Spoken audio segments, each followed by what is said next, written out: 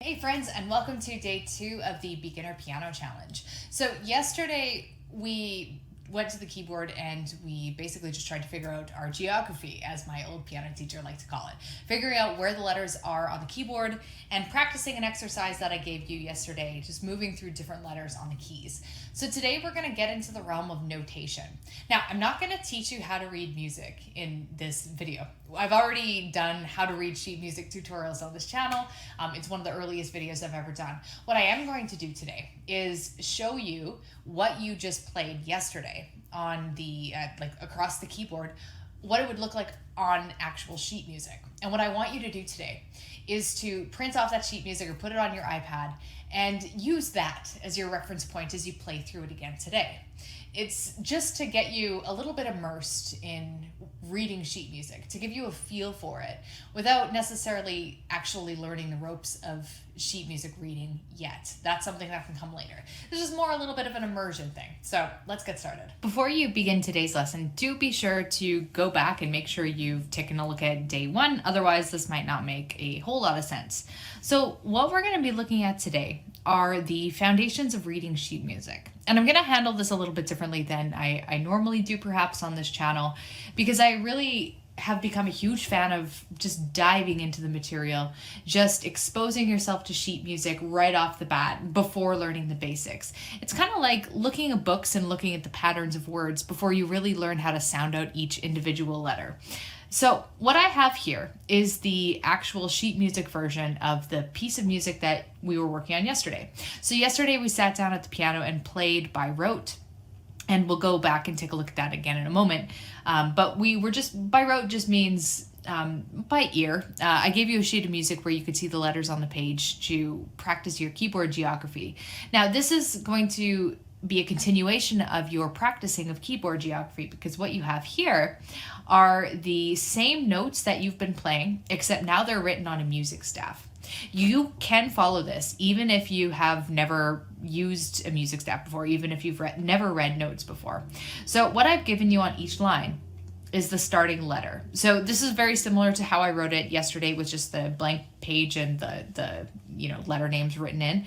But I gave you the first letter to start off. So first thing to note, if you hold this sheet up right next to the sheet from yesterday, everything is going to match up. So you can figure this out. But what I want you to start noticing before you even get really hyper specific on reading the notes themselves are patterns.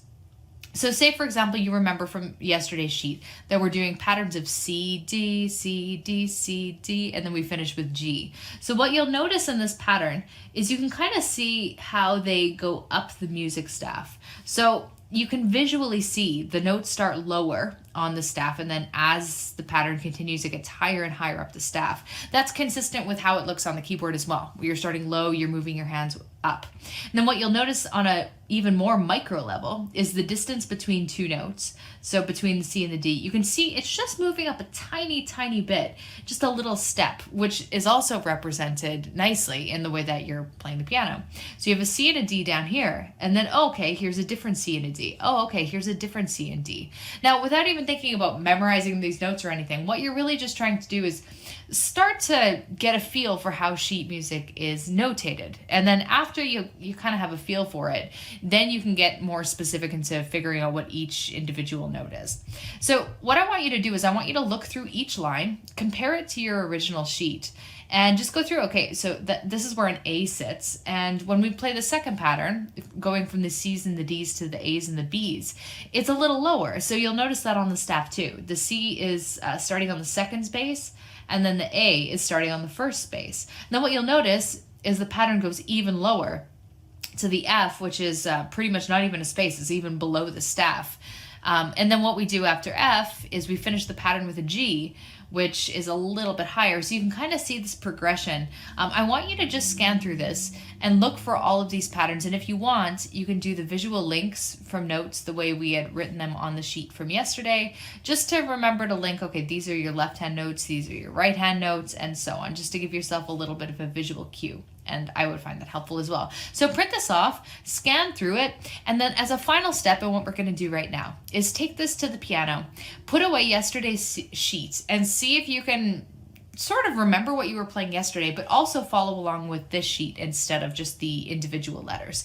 Hopefully from practicing it yesterday, you should have enough of a memory of what you did yesterday that you shouldn't need to read music. But what you can do is get used to the idea of the notes on the paper being a guide. So you already know the notes, but by looking at the sheet music while you play, you'll start to get a feel for the action of reading sheet music, which is a really good way to experience immersion. So let's hop to the keyboard and try this out. I'm going to play through the piece again, just like yesterday, but this time I have the sheet music on the screen for you to follow along. And then I want you to print off the sheet, put it up in front of you, and then give it a try yourself. All right, here we go.